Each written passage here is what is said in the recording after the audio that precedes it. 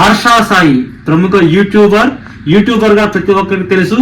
అతను చాలా మందికి కూడా డబ్బులు పంచుతూ సేవా కార్యక్రమాలు చేస్తూ వాటిని వీడియో రూపంలో చేస్తూ మనకి బయట సమాజంలో తీసుకొస్తున్న ప్రముఖ యూట్యూబర్ హర్ష సాయిపై ఇప్పుడు హైదరాబాద్ లోని నార్సింగి పోలీస్ స్టేషన్ లో కంప్లైంట్ వచ్చింది.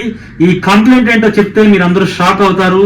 పూర్తిగా కూడా తనని పెళ్లి చేసుకుంటారని మోసగించాడంటూ ఒక బాధితురాలు బయటకు వచ్చి నార్సింగి పోలీసులకు ఫిర్యాదు చేసింది.